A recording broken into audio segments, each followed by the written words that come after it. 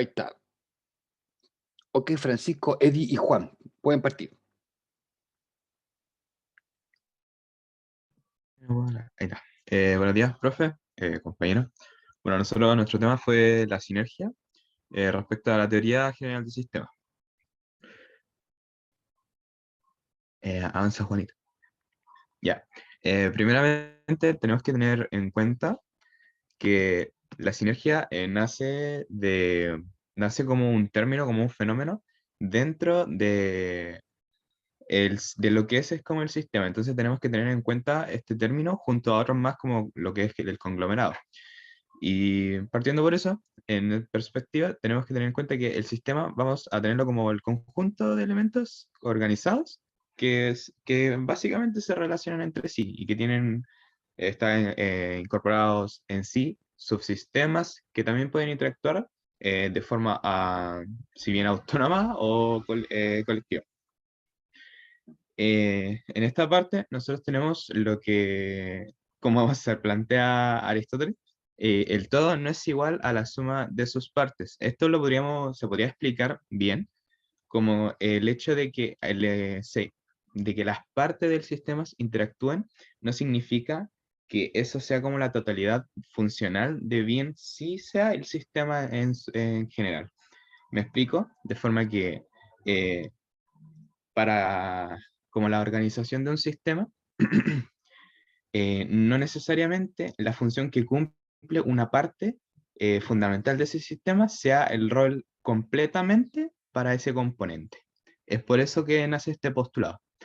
Y también tenemos que tener en cuenta, como dije anteriormente, que la sinergia nace de dentro de un sistema, pero es distinto a lo que nosotros conocemos como un conglomerado, porque la sinergia nace como el fenómeno en donde hay una interacción entre los componentes. En cambio, el conglomerado es solamente un sistema o bien el conjunto de todos los componentes de este mismo.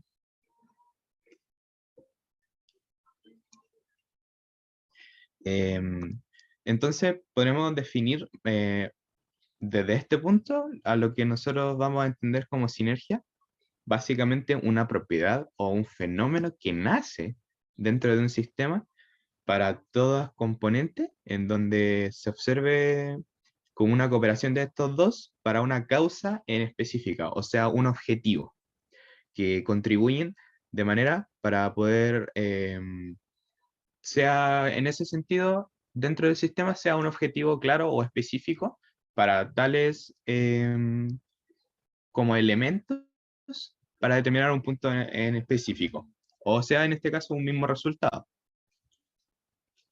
Y bueno, ahora mis compañeros le van a enseñar como unos ejemplos de lo que es como la sinergia dentro de algunos sistemas. Uno de los ejemplos más claros de sinergia es el reloj, en donde cada una de sus piezas por separado no pueden lograr el objetivo común que es dar la hora, sino que es necesario que estos engranajes funcionen, cada uno en donde cada engranaje es encargado de mover el otro para poder, al fin y al cabo, marcar la hora, que es para lo que se usa el reloj.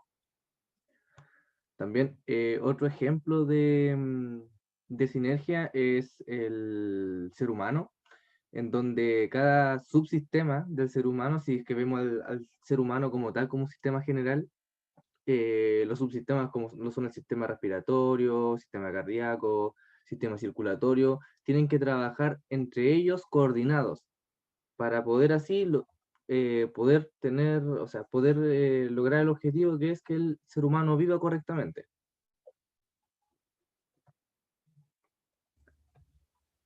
Por último, tenemos un tipo de simbiosis que se da con las leguminosas y lo que son las bacterias fijadoras de nitrógeno. Ambas necesitan sobrevivir. Las plantas necesitan el nitrógeno, mientras que las bacterias, como son fijadoras de nitrógeno, le permiten, le dan ese nitrógeno. Claro, las plantas, eso sí, a cambio, la planta le confiere un ambiente mucho más agradable a dichas bacterias.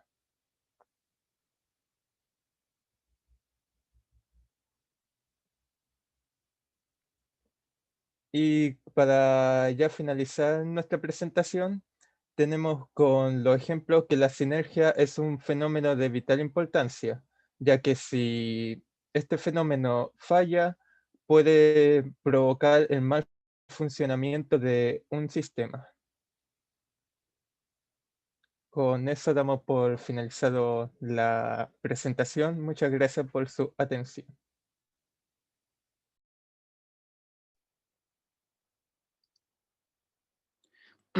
Ok. 5 minutos se demoraron duró la presentación.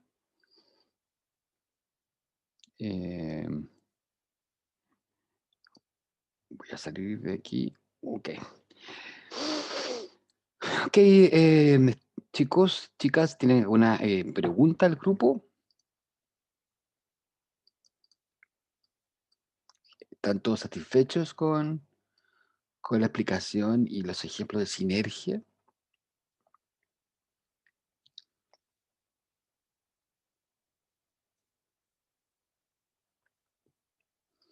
Bueno, yo voy a hacer un par de preguntas al grupo y comentar también, aprovechar el instante para comentar este concepto de sinergia.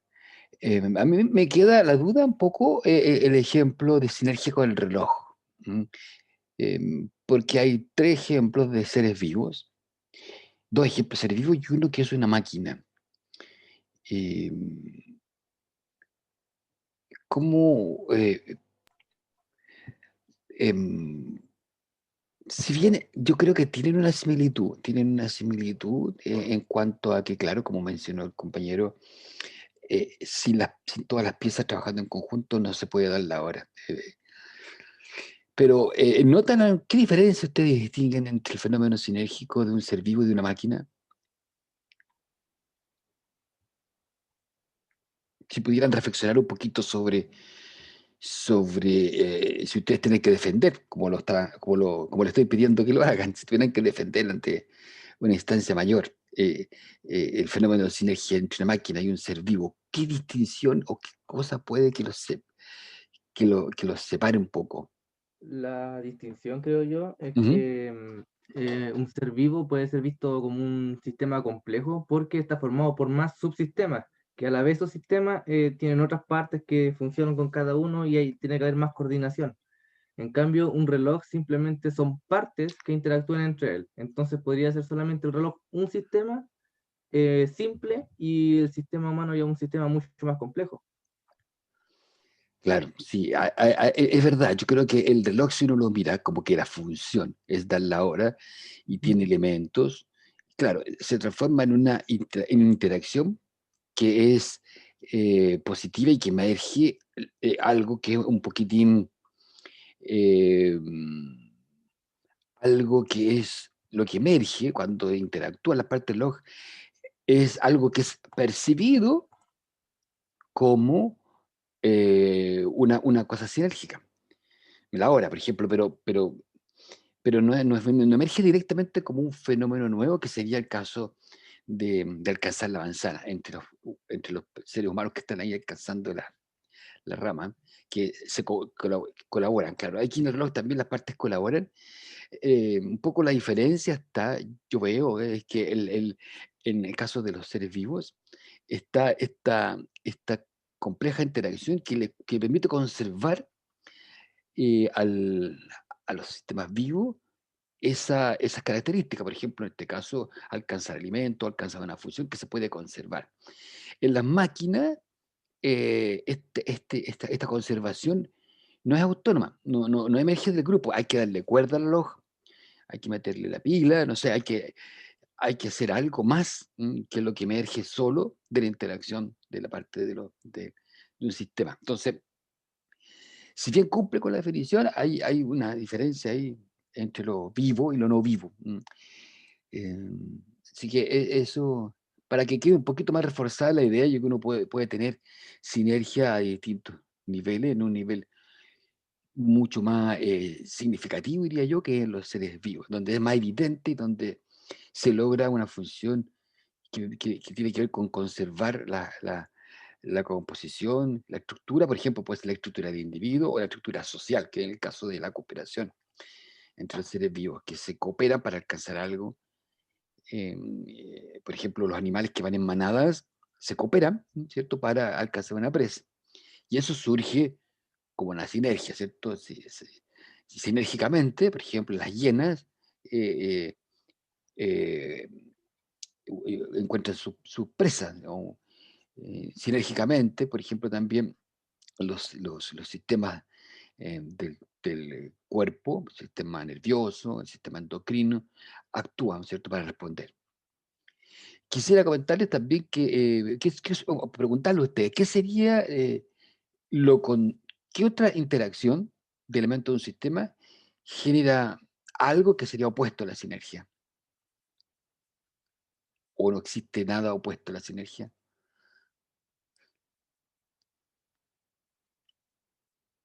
Por ejemplo, ustedes dicen que aquí los seres humanos colaboran y logran alcanzar esa manzana.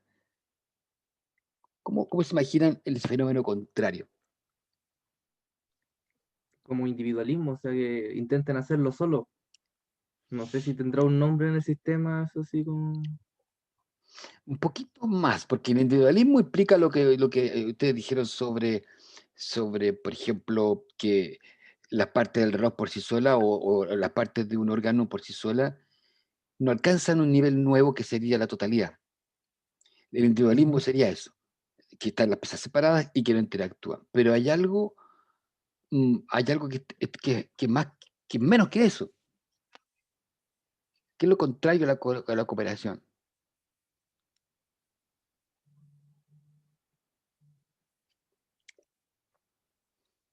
Que es lo contrario, por ejemplo, a que un grupo humano coopere.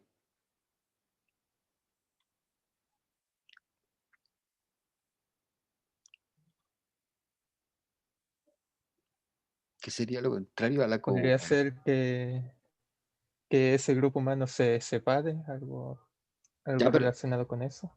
ahí se están separando simplemente. Dejan de Mm. interactuar. Pero hay interacciones que son lo contrario a la cooperación, que en el fondo es lo contrario a la sinergia, que en el fondo que el todo sería menos que la suma de las partes. ¿Cuándo pasa eso? ¿No les tocó por ahí encontrarse con este concepto opuesto a la sinergia? Que en el fondo habla de que el todo no es igual a la suma de las partes y tampoco no es igual a o sea, tampoco es igual a la resta de las partes. Nadie se atreve a decirlo. Si No lo- sé cómo se llama, pero podría ¿Ya? ser que aún en la interacción que se genere algo más negativo de lo que debería. Muy bien. ¿Cómo se llama eso? Exactamente Ay, eso es, pero tiene un nombre.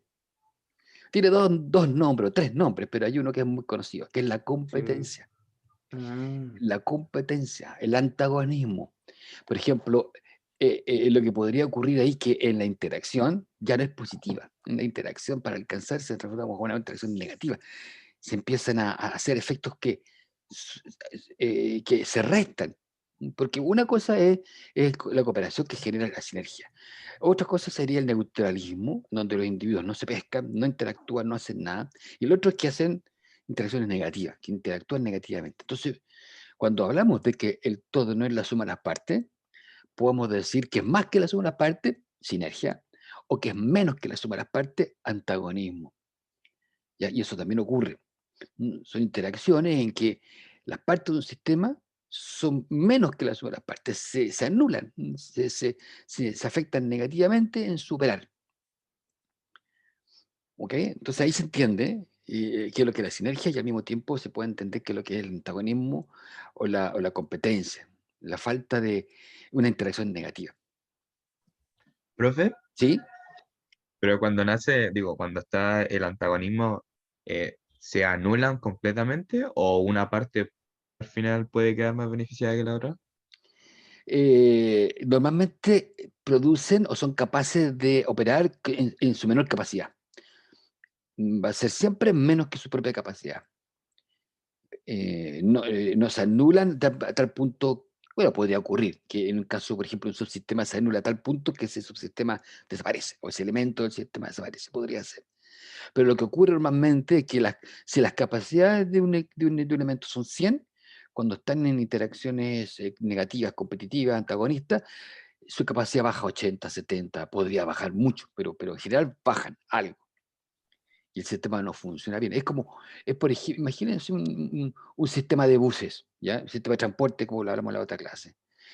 Tenemos un sistema de transporte en cuando hay, por ejemplo, como era antes, ¿no? Antes las compañías de buses competían. Aquí en Talca todavía compiten, pero en Santiago, con el Transantiago, y en otros países donde funciona mucho mejor esto, em, los buses tienen un sistema tal que no tienen que captar clientes. Por ejemplo, lo que pasaba antes y sigue pasando cuando contaba, es que los choferes tienen que recibir mejor sueldo si mueve más gente, si corta más boletos. Y ese sistema es competitivo, ¿ya? Y resulta de que hay muchas micros, y eso, a veces eso favorece que se incorporen muchas microsistemas y empiezan a entorpecerse, y empieza a haber competencia, empieza a haber una interacción negativa y de riesgo para los pasajeros también. Entonces, tú tienes ahí que, podría ser el caso de que alguna micro choca y ahí se sale el sistema, ¿cierto? Ahí se anula 100% su capacidad. Pero normalmente lo que podría ser una micro, un bus, esto colectivo que anda moviéndose por la ciudad en una relación sinérgica de cooperación, podría ser más que lo que puede hacer en forma individual, si trabajara todo el día, por ejemplo, y también si hay muchas, la parte negativa, esta podría producir menos que lo que podría producir. No sé si se entiende la idea, pero cuando tú tienes un sistema que es desregulado, que no tiene interacciones, principalmente positivas, si tiene interacciones negativas, va a estar cada elemento va a estar en un subóptimo, como se le llama también, una condición en la cual podría entregar más. ¿Mm? Ok, me queda claro. Sí, entonces por ejemplo, en Transantiago actualmente lo que se da es que los buses tienen que cumplir con un horario, se optimiza el uso y la circulación, no hay competencia. Quizás colaboración a lo mejor no hay tanta, pero al menos no hay competencia. Y ahí se logra optimizar. Hay veces que la competencia podría ser beneficiosa, pero normalmente en los sistemas genera que las partes funcionen en su capacidad disminuida. Y produce desigualdades también, ya lo sabemos, ¿cierto? La competencia produce que, como mencionabas tú, en algunos casos, un elemento a lo mejor empieza a dominar, a dominar y empieza a- hasta acercarse a su 100% y en cambio los otros bajan y bajan.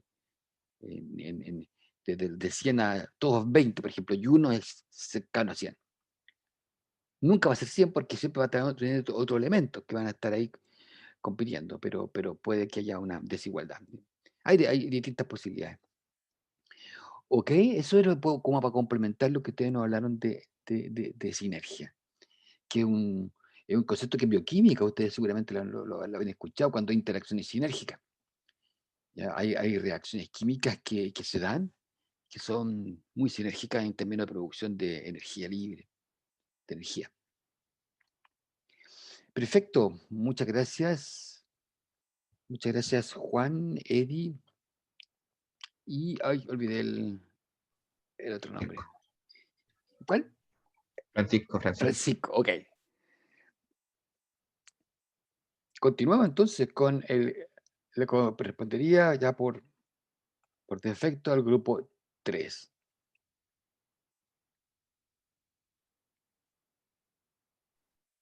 Hola, profe. Hola, hola, hola Natalia.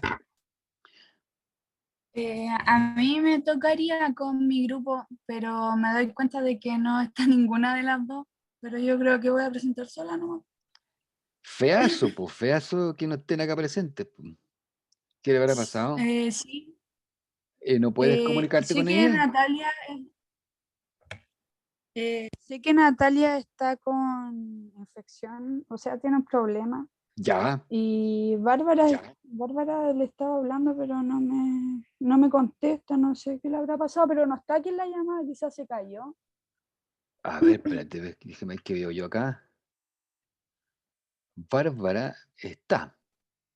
Sí, yo la veo que está conectada. Bárbara Barriento. Bárbara Barrientos. Ah, no, Bárbara Ormazábal tiene razón. Ormazábal. Sí, chuta, no está.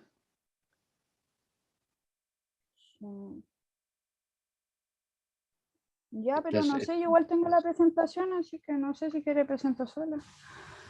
Pero no me gusta mucho la idea de que estés sola, yo sé que tú ya lo estás diciendo, A mí pero, tampoco. pero en otros casos no fue así. Y No, o sea, yo le estoy ya. hablando por el grupo, pero como que no sé qué onda. Yo sé que la Nati no iba a venir porque dijo que tenía que tomarse exámenes, pero la Barbie no cacho qué onda. Estaba, recién me estaba Ustedes hablando. son No cacho. Natalia Martínez, Natalia Díaz, que eres tú, y Bárbara Sí, Barrientos. A ver, a ver, a ver. Creo que estaba al inicio Bárbara Barrientos. sí, a mí igual me parecía haberla visto que se había conectado a la Sí, clase. Por eso sí, quizás tuvo algún problema de internet, no sé. ya. Porque tampoco me contesta como los WhatsApp ni nada de eso. Mm.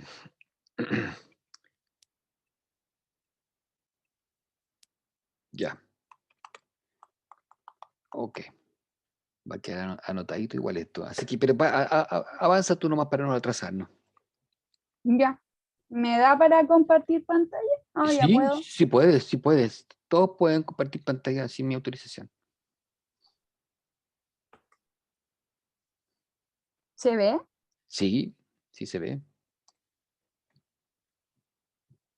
Ya, vamos a correr el tiempo. Puedes partir.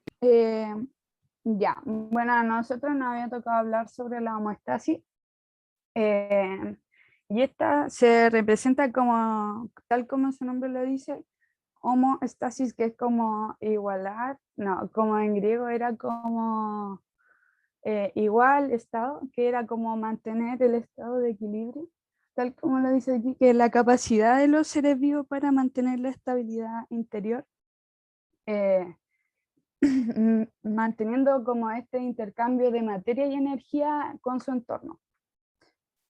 Bueno, esto se logra gracias a la autorregulación metabólica que tienen estos organismos, ya que sostienen un equilibrio dinámico que es necesario para su preservación en la vida. Encontramos algunas estrategias que tienen los seres vivos. Destacaban estas tres, que una era esta, la evasión, que consistía como en atenuar o disminuir el impacto ambiental mediante algún mecanismo de escape o como modificar, o sea, perdón, ya, voy a seguir, me estaba mezclando conceptos, nada que ver. Otra estrategia era la conformidad, que es cuando, es que ahí venía el concepto, cuando el cuerpo como que varía junto al ambiente para poder adecuarse a las condiciones del entorno. Y la número 3 era la regulación, que, que frente a algún cambio ambiental se ejecuta alguna acción compensatoria para mantener el correcto funcionamiento interno. Y aquí, como se ve en la imagen, hay un lugar integrador que generalmente son glándulas que producen algún, por su vía eferente, algún efector que da respuesta, y esto da un feedback que puede ser positivo o negativo, que produce algún estímulo y va a producir algún cambio en cierto receptor en la vía eferente del mismo cuerpo individuo. Les voy a nombrar algunos ejemplos, que este es uno de los más comunes, que es la sudoración, que va a ser estas sustancias líquidas que va a eliminar el cuerpo por la evaporación que se produce por el aumento de la temperatura interior del cuerpo. Esto se usa para regular la temperatura y mediante este mecanismo de excreción de sales y aguas del cuerpo. Otro ejemplo era el que ocurre en los vasos sanguíneos. Cuando hay una vasodilatación, cuando hay mucho calor, los vasos sanguíneos como que se ensanchan para aumentar la superficie expuesta, permitiendo así que haya pérdida de este exceso de calor y se mantenga la sangre a la temperatura que corresponde. O sea, es una forma de enfriar la sangre. La vasoconstricción, por su parte, es como todo lo contrario, porque cuando hay baja temperatura, los capilares como que tienden a como achicarse, si es que se puede decir así vulgarmente, permitiendo de que va a pasar menos sangre y así va a poder conservar el calor o sea, el calor, la temperatura de la sangre. Otro ejemplo que se observa mucho en reptiles es el hecho de exponerse al sol para también regular su temperatura interior, ya que estos animales tienen sangre fría.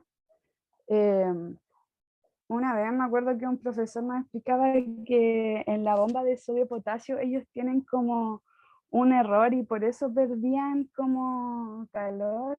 No recuerdo bien por qué, pero me acuerdo que tenían como ese error en la mitocondria que le hacía que perdieran este calor y tuvieran que exponerse al sol para regular su temperatura interna y así poder realizar su metabolismo. Otro ejemplo lógico, que él está encargado, es como nuestro ejército en nuestro cuerpo y está encargado de mantener a raya todo algún posible patógeno o algún intruso que pueda poner en problema nuestro organismo. Por eso es el encargado de mantener el equilibrio frente a algunas infecciones, patologías o cualquier ser extraño que pueda alterar nuestro correcto funcionamiento del cuerpo. También otro ejemplo en plantas es de las vacuolas, que estas presentan altas concentraciones de cloruro, lo que protege al citoplasma de la toxicidad de esta sal. También es encargada de regular el pH del ambiente, ya que el flujo de protones hacia el medio intracelular está equilibrado por el aumento de transporte de iones al interior de la vacuola, ya que esta tiene un pH superácido, y así mantiene el pH citosólico. Bueno, y como conclusión, la homeostasis es un organismo, o sea, es un mecanismo regulador de los organismos, ya que ésta le produce tener un correcto funcionamiento con su entorno, y como les destacaba que tenían estas tres estrategias que gracias al factor ambiental y la naturaleza de la criatura le permiten intercambiar materia y energía, favoreciendo así la interacción y autorregulación del organismo con el ambiente. No sé si tienen alguna duda al respecto, pero esta es mi presentación. ¿Y hay alguna referencia de lo que encontramos?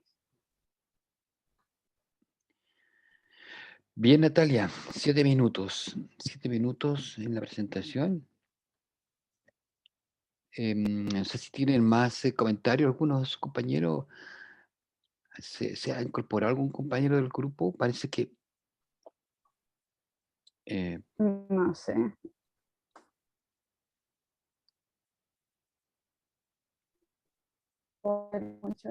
Estuvo bien completa tu presentación. Bueno, pusiste creo que más de 3 ejemplos.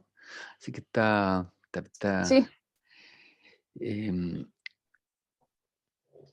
Está entretenido porque, bueno, este es un concepto súper, digamos, importante para la integración y la mantención, la conservación de los seres vivos, o sea, no solamente de los seres vivos a nivel individual, es que hay que tener en cuenta también Claro. que el concepto va más allá del nivel de individuo.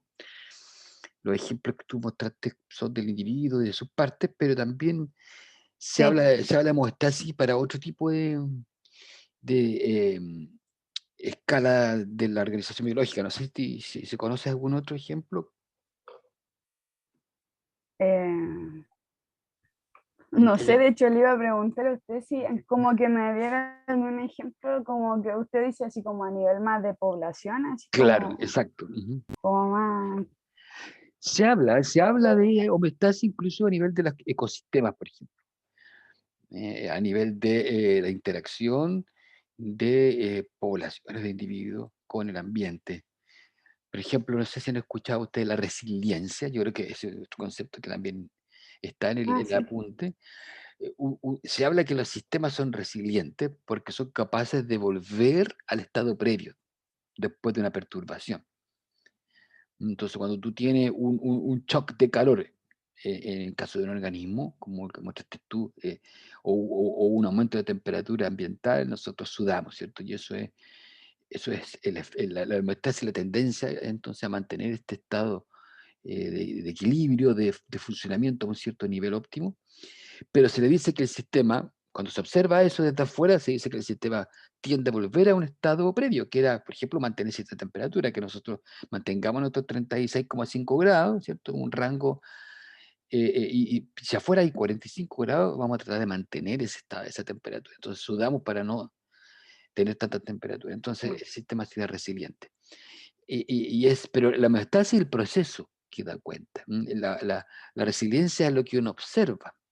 Es distinto un poquito la diferencia es que la homeostasis es el mecanismo homeostático, y más específicamente, por ejemplo, el caso de sudores, las terminaciones nerviosas, que perciben temperatura, que gatillan todo un fenómeno que mostraste tú, ¿cierto? El mecanismo que finalmente termina con que uno sude. Ahí está el mecanismo, el proceso de homeostasis, y lo que uno observa desde afuera es que el sistema es resiliente. ¿Mm? Entonces, pero también se da esta homeostasis en ecosistemas, cuando hay una perturbación a un ecosistema, por ejemplo, un incendio puede ser. Luego, con el tiempo, el sistema va a tratar de volver al estado previo y se produce regeneración, se produce recobertura de los espacios dañados. Entonces, va a tender o por ejemplo, en física se habla de que cuando uno deforma un material, a veces materiales que son flexibles pueden volver al estado previo, ¿cierto? El plástico, por ejemplo, usted le pegan al plástico, el plástico vuelve a su posición, ¿cierto? Por ejemplo, con los parachoques de los autos que son de plástico, a veces uno le chocan y después no se da ni cuenta porque volvió al estado previo. Pero esa es la hemostasis, es la de mantener cierto algo. Muy, muy importante en la conservación de la estructura, de la organización que puede tener un sistema. Em, el ejemplo del sistema circulatorio, ¿cierto? También es una cosa que ocurre permanentemente en nuestro sistema, de que estamos vasodilatando y vasocontrayendo todo, y todo esto sí es, en muchos casos, es involuntario. No es algo que nosotros tomemos la decisión, ¿cierto? Ocurre sin pasar por el sistema nervioso central. Eso lo vamos a ver después más adelante, que son relaciones, respuestas involuntarias, están gatilladas por el sistema mismo sin pasar por alguna toma de decisión. El caso de los reptiles, ahí sí hay una conducta en que el animal percibe baja temperatura y busca activamente lugares para compensar. Los ectotermos, como tú mencionaste, que son una estrategia una estrategia que se ha observado de vida, en cual no mantienen una temperatura constante, sino que mantienen, o sea, la temperatura, tratan de mantenerla, aunque nunca lo logran un 100%. Por ejemplo, los reptiles puede que en un momento tengan 40 grados, puede que en otro momento ellos tengan 10 grados, y tratan de compensarla, pero sus rangos son enormes. Por ejemplo, las culebras son súper activas y las lagartijas son súper activas al mediodía. Pero a la penumbra, la temperatura corporal es muy baja y su metabolismo disminuye y no pueden compensar porque no hay más sol, ¿cierto? Pero eso tratan de hacer, ¿cierto? De ir compensando y manteniendo su temperatura. Bien, bien. Gracias, Natalia, por tu presentación. Tu presentación. Gracias por escucharme. No, todo lo contrario. Ya, estamos entonces terminando este taller de presentaciones. Eh, no sé si les parece si hacemos la pausa ahora o la hacemos después, porque ahora vamos a continuar con la teoría. ¿Qué les tinca a los que están presentes? Seguimos hasta paremos ahora, a mí también me parece, paremos ahora 20 minutos, hasta las 9:33, ¿ya? 20 minutos para volver a estirarnos un poquito y 9:33 y volvemos con clase hasta la final del segundo bloque. Perfecto. Nos vemos más ratito. Volvemos con clases.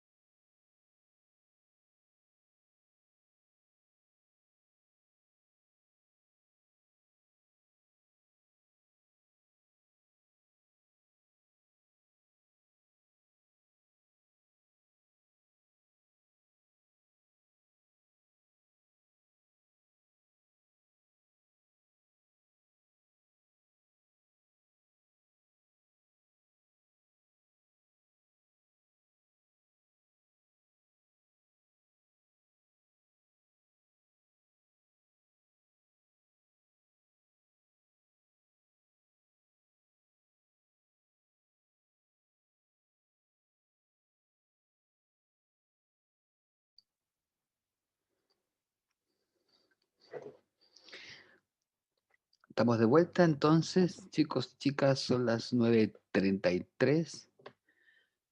Sí, 9:33.